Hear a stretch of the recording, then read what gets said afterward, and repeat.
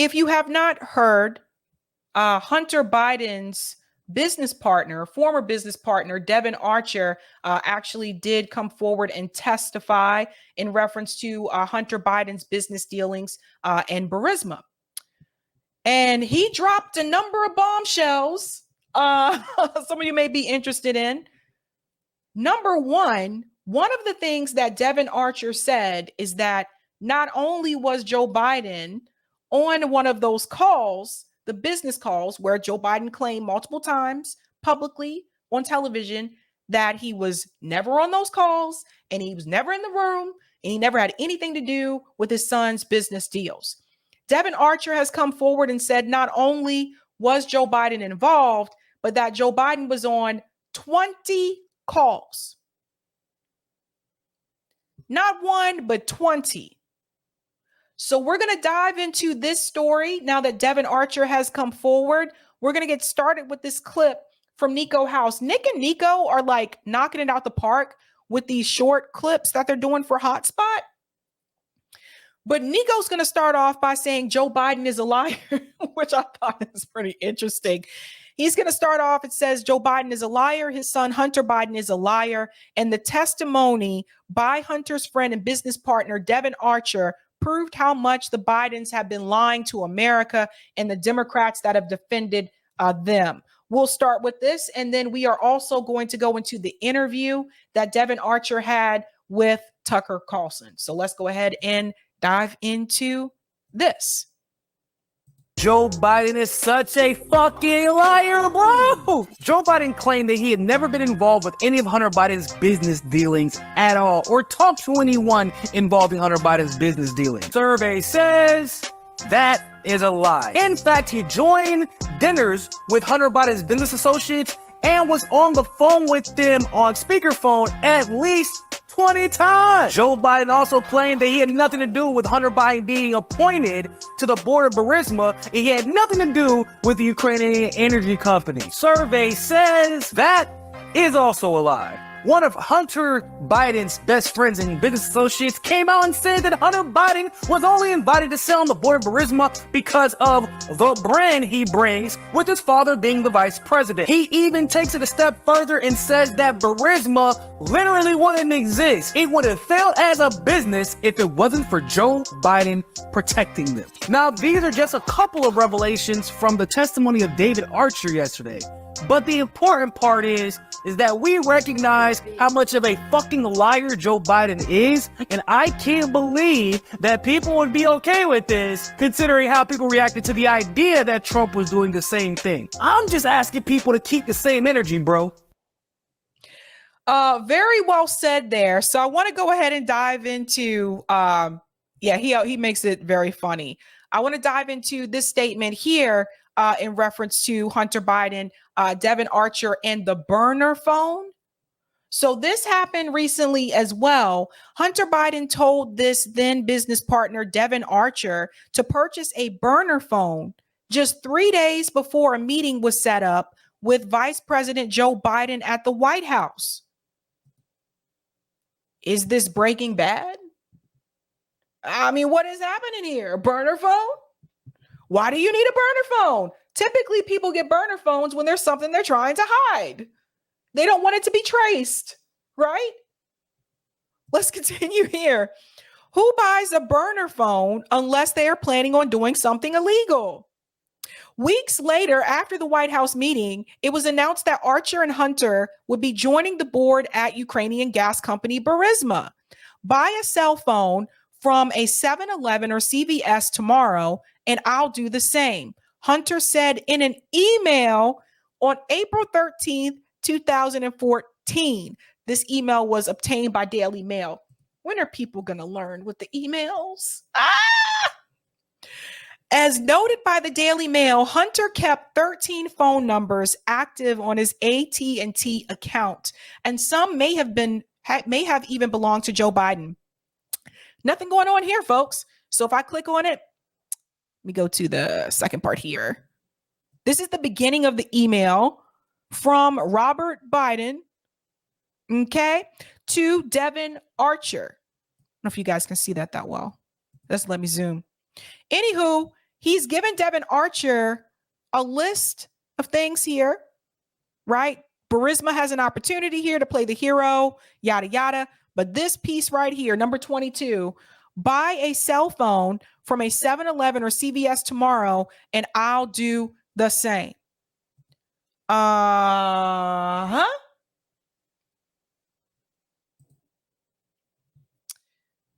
Email is a pain, huh? Always comes back to haunt you. Now we're going to go into part 1 of the Devon Archer interview. First and foremost, I'm actually surprised he's done an interview so early on. I assumed he would not do any interviews probably anytime soon, or not do an interview at all, is what I thought. But no, he has decided to sit down and do an interview. And the reason why I say that is because the testimony that Devon Archer gave was behind closed doors. That's why I couldn't, stream it the way I have for other testimonies that you guys have seen, like RFK Jr., like Matt Taibbi, etc. This particular one was behind closed doors, so none of us got a chance to actually see, this testimony take place. But there's a thing called meeting minutes. But anywho, he's coming forward here with Tucker Carlson, and it's going to get pretty deep. He's going to dive into some things in reference to his role working together with Hunter Biden and Joe Biden's role. There's also a letter that's going to be revealed in this interview as well. So let's dive into this. I know some of you are not on Twitter, but Tucker Carlson's doing shows only on Twitter. So let's go ahead and dive into this interview here. Part 1, Devon Archer. So you worked with Hunter Biden in a bunch of different businesses. What were the specific skills that he brought to clients? Well, at the end of the day, he had a career in Washington. Yeah. Graduated Yale Law School and had a very big network in D.C. and brought that know-how and understanding of D.C. and ultimately the Biden brand. The know-how. So as far as I could tell, he wasn't doing legal work. Correct. He wasn't in the counsel's office at Burisma, right? No. So the network and the Biden brand sounds like the kind of key component of absolutely what he was bringing. Yep. Do you think that he would have been in those businesses, not having a business background, without his father being in a government position? It's hard to speculate in those regards. I mean, yeah. I think when we initially met and he talked about his advisory business, his business that needed to transition from lobbying to advisory and the interest in private equity, it seemed like a new and interesting network for us to expand our business. One thing I was going to say here that I thought was pretty interesting, he doesn't look the way I thought he would look. And I don't know if you guys feel the same way. For some reason, when I pictured, okay, this guy's a business partner with Hunter Biden, he just doesn't look the way that I thought he would look. I thought maybe he might have on glasses or something like that. Like, he just looks like a laid back, chill kind of dude. Not what I pictured at all. Whether he could have, been in that position, it's hard for me to speculate. But right. Obviously, the brand of Biden, adds a lot of power when your dad's the vice president. For sure. And there was a time maybe 10 years ago when private equity, maybe like AI now, was just one of those terms people throw out, I'm in private equity. Right. But the mechanics, having done it, coming from a business background yourself, are kind of complex. Absolutely. Yeah, no, it's a complex business. Takes years of training. But again, the initial idea around the business, they were going to provide, the government insight and an additional network to raise capital and then, deal with regulatory issues that you might have at the corporate level. Right. Regulatory issues. Exactly. Okay. So that would be more his area. Right. That would be his space. Right. But did he have a sophisticated understanding of regulation, do you think? I think that he led a team that had a sophisticated. Okay, because I lived in Washington a long time around a lot of regulation. Also a very complex area. Absolutely. I think you got to be an expert in knowing the guy, and he was the guy that was the expert in knowing the guy. He was an expert in knowing the guy. Right. And who was the guy he knew? Well, he knew a lot of people, but obviously there was some familiar, his brother, his father, some of his father's siblings. So he knew a lot of people. And obviously I know you're pointing to, the father being the key relationship. No, I'm just trying to get a sense of, Washington's not a money town. Right. People aren't in business in Washington for the most part, and most people don't have business skills that I Almost everybody in DC works for the government. This is a true thing. It's really funny if you guys have ever lived in DC, but like, my family's originally from Baltimore, Maryland, but I know so many people that in that DC area, right? But a lot of my friends actually got jobs in DC like after undergrad. But it's so interesting because it's the only place I can go visit where like almost everybody that you meet works for the federal government in some way, shape, or form. Like whether it's I work at the VA, I work, the post office, I work at the Pentagon, I work at there's so many different government buildings there. So typically that's why a lot of people are there. So when he says it's not a business kind of thing, that's what he's referring to. Yeah, because a lot of people work for the government. Noticed in 30 years of living there. So really the business of Washington is selling access. That's what it looked like to me. Yes. Not just Hunter Biden, but I think that's one of the core misconceptions. I mean, it seems like when understanding a regulatory environment means selling access at the end of the day. That's how I interpret it. And I think that's how most people in Wall Street, whether they admit it or not, interpret it. Yeah. So we've got a complex business that intersects with government. We need a guy who knows it. Right. How do I, deal with getting a guy a visa that needs to come over for a business deal? Right. Call our lobbyist that knows the guy in DHS or used to work in DHS or, in Customs and Border Patrol or the people at the embassy and state. They might be able to help. So there are very tactical elements that are regulatory and compliance and governance that you have to go through. And you got to know the guy that worked at the old agency that now has the lobbying firm that can go back to the agency and get things put to the front of the line. So the reason I'm asking this is because it's not to give the Bidens a pass, hardly, but when people say, well, there's some question about whether Hunter was trading on his father's name, if you live in Washington, that's the whole city right there. Right. I think you know the answer to that. At the end of the day, so he had the best advantage to do that because of where he was. Right. And, we thought that when we went into business, this was a great opportunity for us. So I get it. And you're not the only one who did that. Right. There were a lot of Hunter businesses. Biden's not the only son of a famous government official who's done this, right? At all. But I just wonder, when you hear people say, well, it's kind of an open question. Right. About why they hired Hunter Biden. That's pretty disingenuous, no? Right. I think at the end of it, so when you look at there are people that maybe were, sons or relatives or brother-in-laws of other high-ranking officials, but I think what we ran into and with what Hunter ran into was almost like an Icarus issue. So he got it was too close to the sun. It was too good to be true. And the connections were too close and the scrutiny too much. Yes. And it ended up destroying, it left a wake of a lot of destruction in businesses over a number of years. So how many... So basically, long story short, Hunter Biden got there because of who his daddy is. Basically. And they saw him as, I guess, a valuable asset because of the fact that his father at that time, was the vice president. It's been reported, and you have said that there were occasions when Joe Biden would call in with clients present on a speakerphone. Right. How many times do you think that happened? I mean, over a 10-year partnership, I would, the number I'm going with is 20. That's probably the amount that I kind of record. We're going to pause here for a second. But remember, Joe Biden said he was never at those meetings. He was never on those calls. He was never involved in his son's business in any way, shape, or form. He's on record saying this multiple times. Remember during the debate that he had with Trump in 2020, where Trump pointed these things out and he was like, he's loony. I've never had any involvement in my son's business. Well, and now you see proof that that's not the case. He was involved. Not only was he involved, but he was involved. Apparently, he said over 10 years, there was about 20 calls that he was involved on. We're talking about a 10-year period. I don't know, man. I don't know if Devon Archer has security, but might want to look into that. Yeah, a lot, you could say. So Joe Biden, who's very much a product of Washington, of course, must have known that he was calling in to effectively a business meeting that his son was having. I mean, he must have understood that was kind of what his son was selling. Well, it's hard for me to speculate on that. But I guess my question, just to keep it to the facts, Joe Biden, then the sitting vice president, knew that there were Hunter's business associates in the room.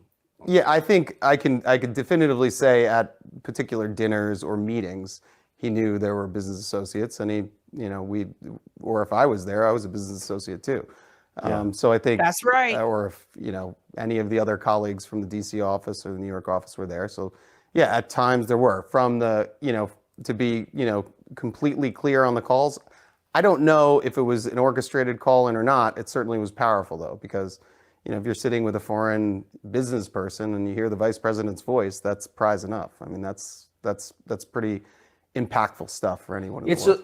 It's been reported, and I know that it is true, that the Hunter and his brother were very close to their dad. Absolutely.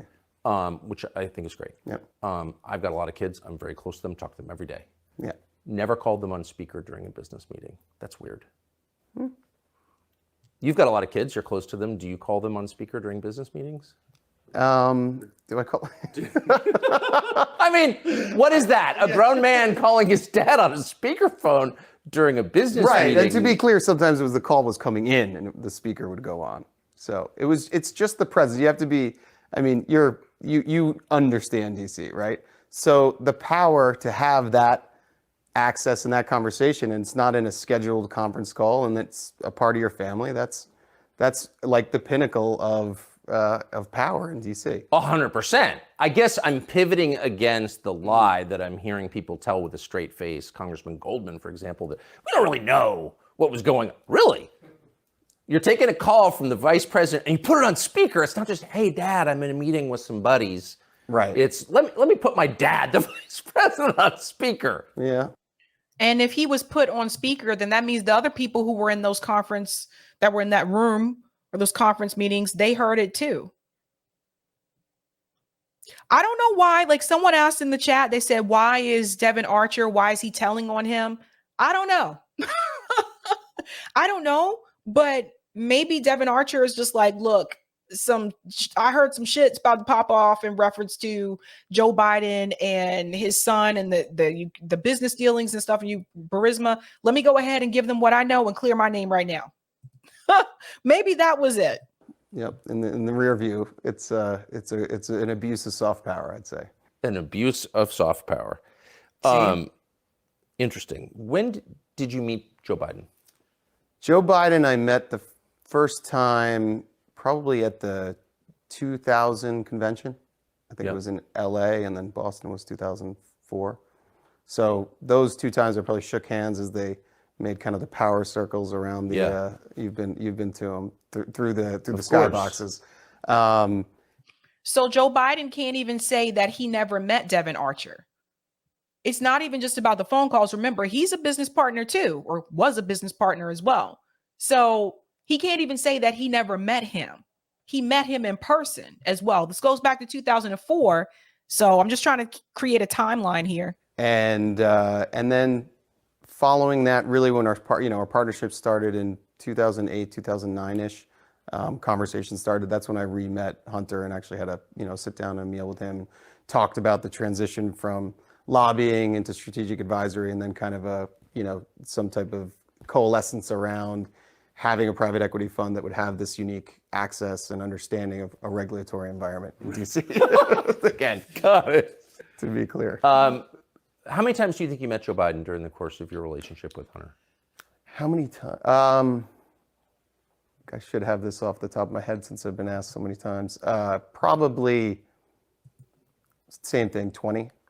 So I got one last question for you, and we'll do a much longer interview and get the entire story. But we found this letter, kind of amazing. Mm-hmm. It's from January 20th, 2011, which I think puts you in your late 30s, mid to late 30s. Right. Okay, so you're a younger man. This is from the Vice President of the United States, Joe Biden, to you personally, and it's personalized here at the bottom. Devon Archer, Rosemont Seneca Partners, that was your partnership with Hunter Biden in Georgetown. Dear Devon, I apologize for not getting a chance to talk to you at the luncheon yesterday. I was having trouble getting away from hosting President Who.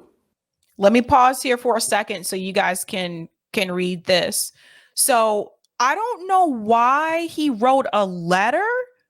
Like this was kind of odd to me. It was just like he wrote Devon a letter instead of just texting him or emailing him. I don't know, but he wrote him a letter and he did sign it. So I think that's important for people to see. I was having trouble getting away from hosting President Who. I hope I get a chance to see you again soon with Hunter. I hope you enjoyed the lunch. Thanks for coming. Happy you guys are together. This is what I'm trying to tell you. Joe Biden can't even try to claim that he doesn't know this guy. He never met this guy. He can't try to claim that. Hu Jintang was Yes. running China at that point. I hope I get a chance to see you again soon with Hunter. I hope you enjoyed lunch. Thanks for coming. Sincerely, Joseph R. Biden Jr. P.S. Handwritten, happy you guys are together. So there are many levels here. But here's the Vice President of the United States saying to you, a man in his mid-30s, who's not a government official, I'm sorry I was occupied with the guy who runs the world's largest country. I would much rather talk to you and thank you. What was he thanking you for? Well, first of all, it's a lovely letter, and it was. It's quite enthusiastic. It's a little weird, though, right? Yeah, well, it was kind of the beginning of our partnership, and he was thanking me and thanking Hunter, I think, at the end of the day, for bringing this idea of this government regulatory strategic advisory business into the private equity world. And I think you heard that, right? That was the beginning of their partnership.